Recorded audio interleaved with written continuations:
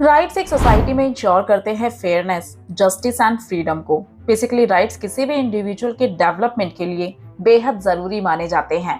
और आपने अक्सर लोगों को अपने राइट्स के लिए आवाज उठाते हुए भी जरूर देखा होगा। बट यहाँ आता है एक और इम्पोर्टेंट क्वेश्चन कि हमारे ये राइट्स कौन प्रोटेक्ट करता है और कौन ये इंश्योर करता है कि इन्हें फॉलो भी किया जाए। तो इसी को जानने के लिए आज का हमारा टॉपिक है legal rights and the state. अब तक water rights and where do rights come from और कांट ऑन ह्यूमन डिग्निटी जैसे टॉपिक्स के बारे में हम डिटेल से जान चुके हैं। आज हम जानेंगे कि लीगल राइट्स क्या होते हैं और इन राइट्स को प्रोटेक्ट और इम्प्लीमेंट करने में स्टेट कैसे इंपॉर्टेंट रोल प्ले करता है। तो चलिए कंटिन्यू करते हैं क्लास 11th की पॉलिटी का chapter 5 rights, legal rights and the state. While claims for human rights appeal to our moral self, the degree of success of such appeals depend on number of factors, most important of which is the support of government and the law.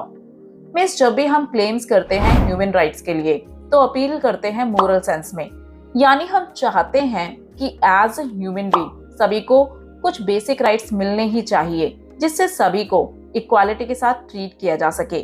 But क्या केवल इसके basis पर claims को approve किया जा सकता है?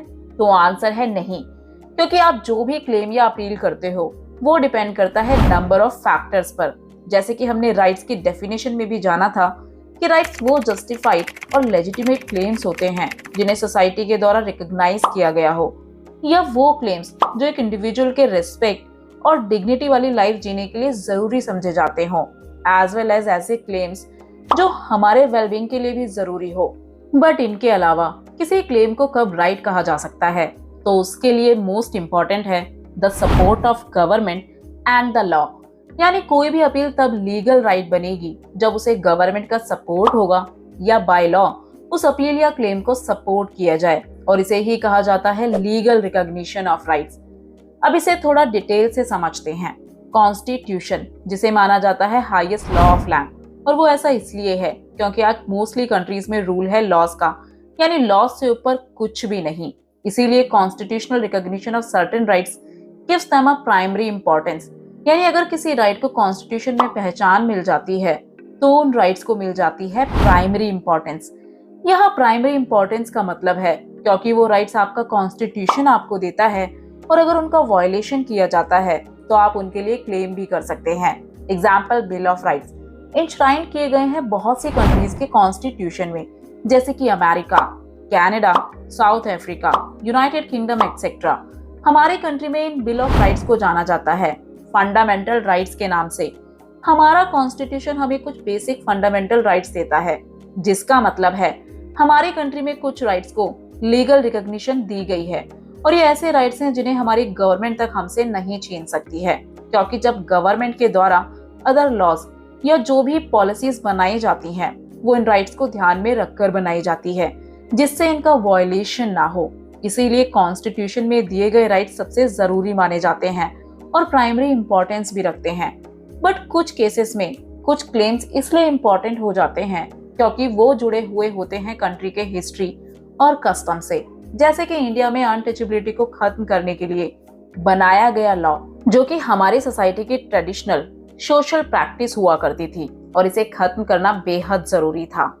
So important is the legal and constitutional recognition of our claims that several theorists define rights as claims that are recognized by the state. Means अभी हमने जाना कि हमारे द्वारा किए जाने वाले क्लेम्स के लिए जरूरी है लीगल एंड कॉन्स्टिट्यूशनल रिकॉग्निशन, और इसीलिए कुछ थ्योरिस्ट का मानना है कि राइट्स ऐसे क्लेम्स होते हैं जिनके लिए जरूरी है स्टेट उन क्लेम्स को रिकॉग्नाइज करे। यहाँ स्टेट से हमारा मतलब है एक कंट्री या उसकी गवर्नमेंट। मेनली यहाँ इनका मानना है कि जब किसी राइट्स को लीगली एक्सेप्ट कर लिया जाता है तो वो सोसाइटी में और ज्यादा स्ट्रॉन्ग हो जाते हैं।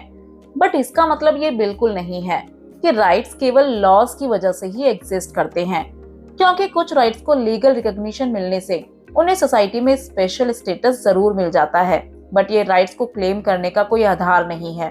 और ऐसा इसलिए है क्योंकि हम पहले भी जान चुके हैं कि लोग जस्टिस, इक्वालिटी और डिग्निटी के बेसिस पर अपने लिए राइट्स की डिमांड करते आए हैं, और जैसे जैसे सोसाइटी में इक्वालिटी और डिग्निटी को लेकर लोगों के बीच समझ पड़ी है, वैसे वैसे राइट्स एक्सपेंड हुए हैं। एग्जाम्पल के लिए, पहले कई ऐसी कंट्रीज हुआ करती थी जहां वोटिंग राइट्स केवल मेल के पास हुआ करते थे, लेकिन बाद में वीमेन ने अपने राइट्स के लिए आवाज उठाई या काफी ज्यादा स्ट्रगल किया और लॉज को आज बदल दिया गया। इसीलिए आज राइट्स का दायरा काफी ज्यादा एक्सपेंड हो चुका है। बेसिकली आज ऐसे बहुत से राइट एग्जिस्ट करते हैं जो पहले नहीं हुआ करते थे, बट जैसे जैसे लोगों ने उनके लिए क्लेम किया और वो जरूरी समझे गए, तो आज उन क्लेम्स को राइट के रूप में देखा जा सकता है। एग्जाम्पल, बहुत से एनवायरमेंटल राइट्स। अब आगे चले तो, however, in most cases the claimed rights are directed towards the state. That is, through these rights people make demands upon the state. Means ज्यादातर केसेस में क्लेम्स स्टेट की तरफ डायरेक्टेड होते हैं, यानी जब हम बात करते हैं राइट्स की तो आमतौर पर चाहते हैं कि स्टेट या गवर्नमेंट उसे हमें प्रोवाइड करे, और इसी के बेसिस पर लोग स्टेट से राइट्स के लिए डिमांड करते हैं। जैसे कि अगर मैं बात करती हूँ अपने लिए राइट टू एजुकेशन की, तो इसका मतलब है मेरी गवर्नमेंट से एक्सपेक्टेशन है कि वो एटलीस्ट मेरी बेसिक एजुकेशन के लिए प्रोविजंस को बनाए।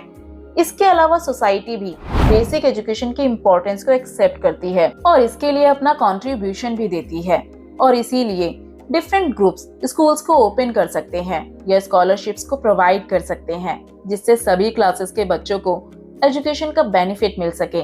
एग्जाम्पल के लिए प्राइवेट स्कूल्स या कॉलेजेस।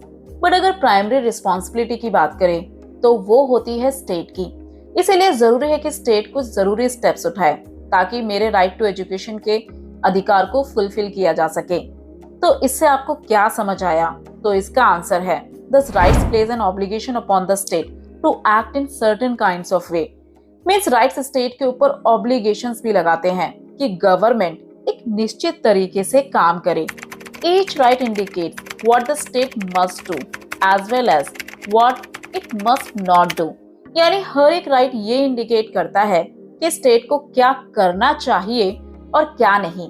एग्जाम्पल के लिए, मेरे राइट टू लाइफ का मतलब है कि स्टेट ऐसे लॉज को बनाए जो मुझे दूसरों से होने वाले नुकसान से बचाए, एज वेल एज मेरा ये राइट स्टेट को ये भी इंश्योर करने के लिए कहता है कि जो लोग मुझे हार्म या हर्ट करना चाहते हैं उन्हें पनिश किया जाए, क्योंकि मेरे राइट टू लाइफ को प्रोटेक्ट करने की रिस्पॉन्सिबिलिटी है स्टेट की।